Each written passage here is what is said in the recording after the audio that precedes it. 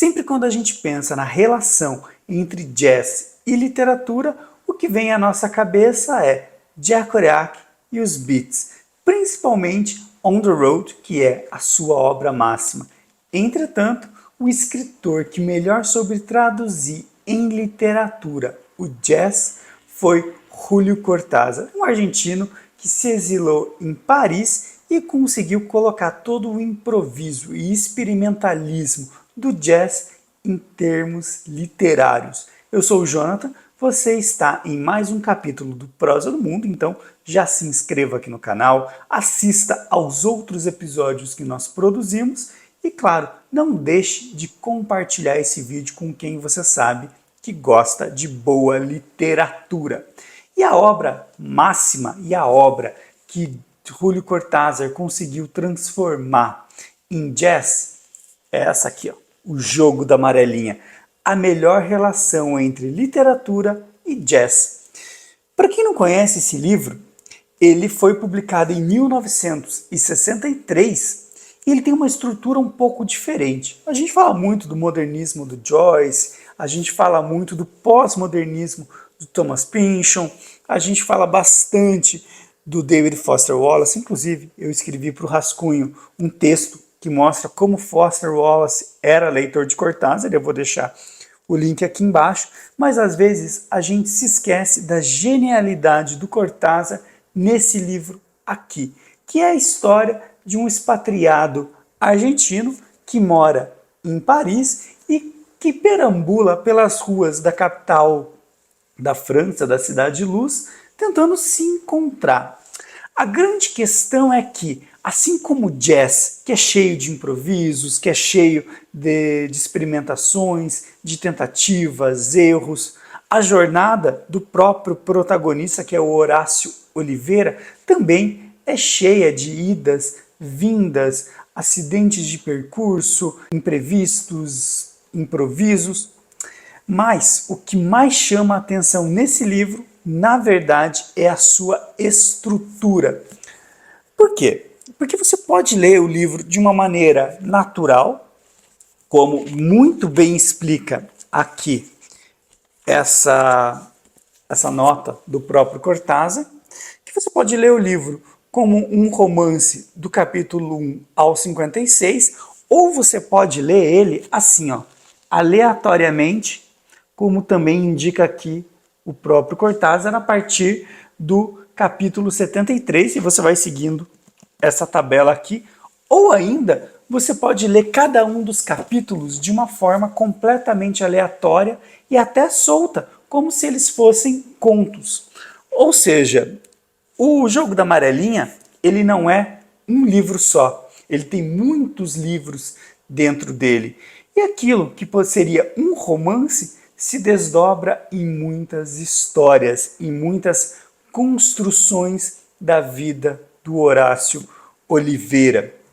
Uma coisa interessante é, durante a escrita do Jogo da Amarelinha, o Cortázar deixava esses capítulos espalhados pelo chão da sala, da casa dele, do apartamento dele em Paris, justamente para conseguir entender como que essa aleatoriedade ia conseguir funcionar na literatura, ia conseguir funcionar no livro.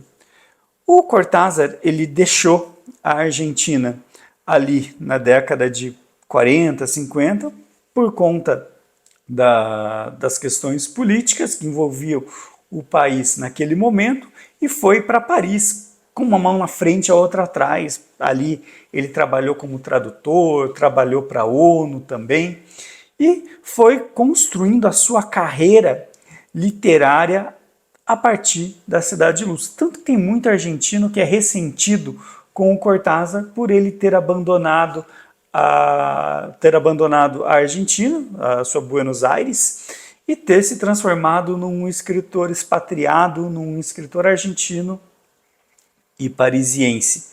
Tanto que se você pega as entrevistas do Cortázar, ele tem um pouquinho da língua presa e você vê que ele fala um espanhol com um certo sotaque. Não tem tanta desenvoltura no próprio idioma, apesar de, obviamente, falar muito bem e escrever muito bem no seu idioma natal, na sua língua mãe. Mas o jogo da amarelinha, quando ele faz essa mistura com o jazz e a grande pista, para a gente entender essa relação, está justamente no fato de que os protagonistas, os personagens, eles escutam jazz ao longo de toda a narrativa. Então o Horácio, a hora que ele está com a maga, que é a sua namorada, por sinal, a cena de encontro deles é muito bonita, porque o Horácio vem de um lado da cidade e a maga vem de outro, e eles se encontram numa esquina. É como se fosse um encontro de almas mesmo, ou ainda duas notas dissonantes que se encontram e acabam formando uma melodia.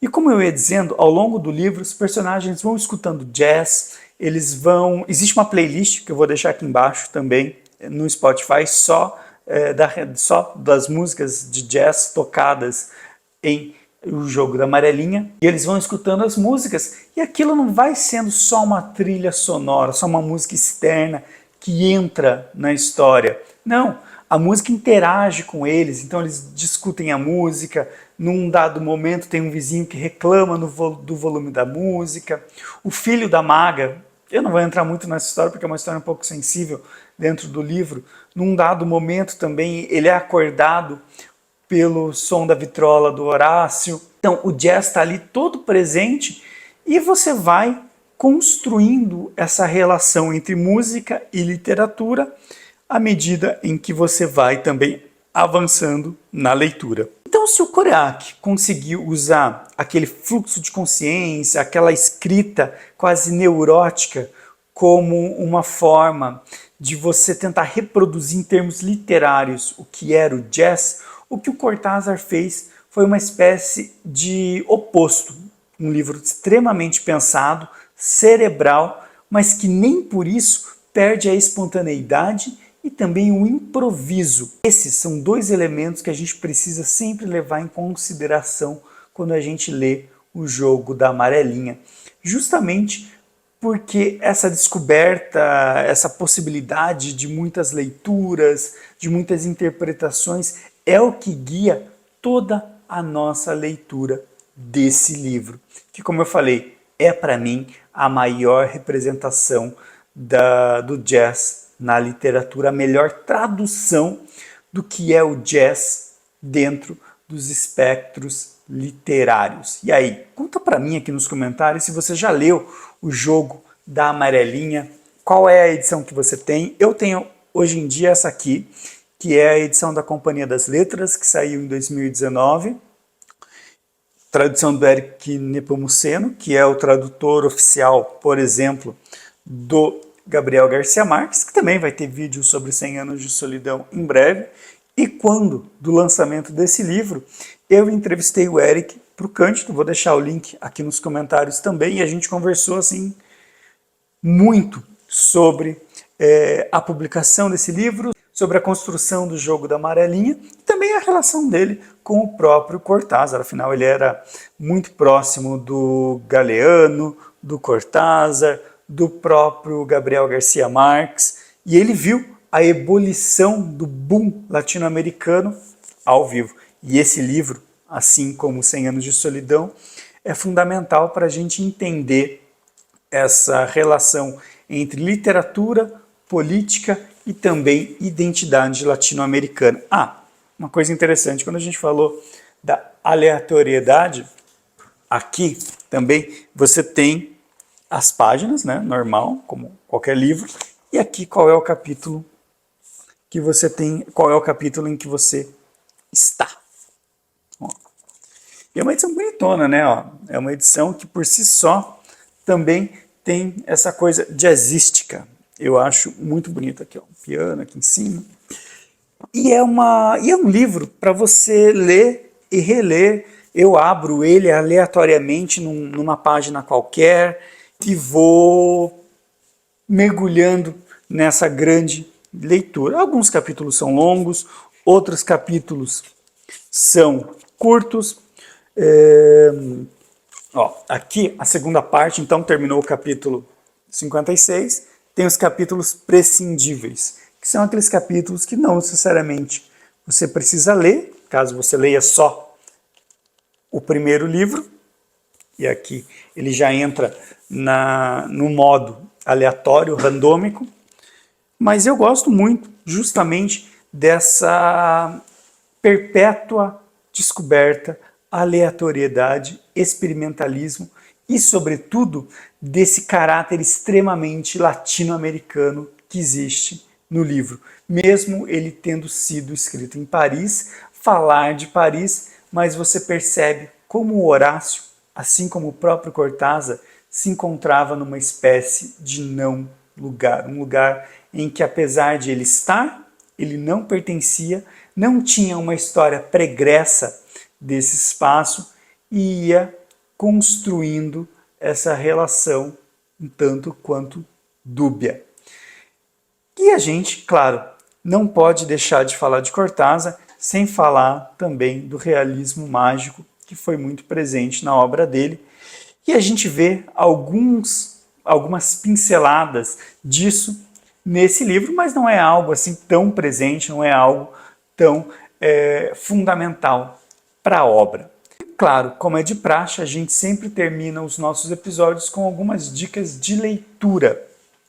Eu vou indicar, obviamente, Vagabundos Iluminados, do Kerouac. Não vou indicar o On the Road, porque essa é uma leitura obrigatória, mas eu vou indicar o Vagabundos Iluminados, que é uma novela, um romance, em que o Kerouac vai muito, muito, muito a fundo no jazz, e o jazz é fundamental, assim como o Jogo da Amarelinha.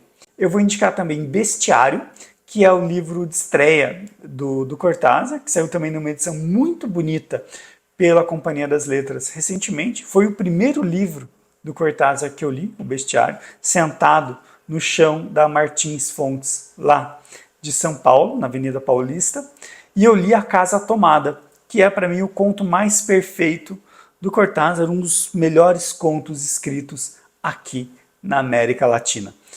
E ele é um livro que... Ele é o primeiro livro do Cortázar assinado como Cortázar e não com outro nome, não com outro pseudônimo. E ele reflete muito aqueles tempos instáveis do pós-guerra aqui na América Latina, além de ser uma verdadeira aula de construção literária. Preste atenção em Casa Tomada, preste atenção em Longínqua e preste atenção no conto Bestiário, mas leia o livro todo. Se você chegou até aqui e ainda não é inscrito no Prosa do Mundo, fica aquele convite para que você se inscreva, compartilhe esse vídeo com a sua família, com os seus amigos, com quem você sabe que gosta de boa literatura. E claro, não deixe de comentar aqui que outro autor, que outro livro você gostaria que a gente debatesse, discutisse aqui no canal. Espero que vocês tenham gostado desse episódio e a gente se vê no próximo vídeo. Tchau, tchau e até lá!